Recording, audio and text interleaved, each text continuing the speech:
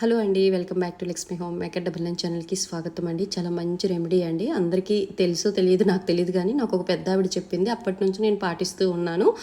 ఏంటంటే ఇలాంటి జాడీలు మనం ఎక్కువగా చిన్న చిన్న సెరామిక్ జాడీలు ఉంటాయి కదండి, ఇందులో మనం ఎక్కువగా కళ్ళుప్పు వేస్తూ ఉంటాము, ఇంకా ఆవకాయ యూజ్ చేస్తూ ఉంటాము, ఆవకాయ వేస్తూ ఉంటారు. అయితే నాకు ఆ పెద్ద ఆవిడ ఏం చెప్పారంటే, ఎప్పుడైనా సరే ఆగ్నేయ మూలలో మనము అది పెట్టుకొని స్టవ్ పక్కన పక్కనే చింతపండు కళ్ళుప్పు పెట్టుకోవాలి. ఈ రెండు ఐశ్వర్యంకి చాలా మంచిదనమాట. ఎప్పుడైనా సరే గృహప్రవేశం అయ్యేటప్పుడు తప్పకుండా కళ్ళుప్పు అలాగే ఈ చింతపండు పట్టుకెళ్తాం కదా, అందుకోసం చాలా శ్రేష్టం అనమాట, ఐశ్వర్యం అనమాట.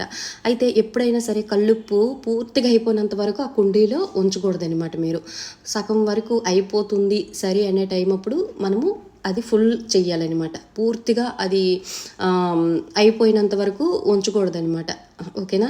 ఇక్కడైతే కొంచెం ఉంది, అందుకే ఈ వీడియో చేస్తున్నాను. నేనైతే వేసేటప్పుడు నాకు గుర్తొచ్చింది ఫ్రెండ్స్. ఇలాంటి జాడీలు ఉండేటప్పుడు స్టవ్ పక్కన చింతపండు కళ్ళుప్పు పెట్టుకోండి, చాలా చాలా ఐశ్వర్యం అనమాట. ఓకేనా? వీడియో నచ్చితే లైక్ చేసి షేర్ చేయండి. సర్వేసిన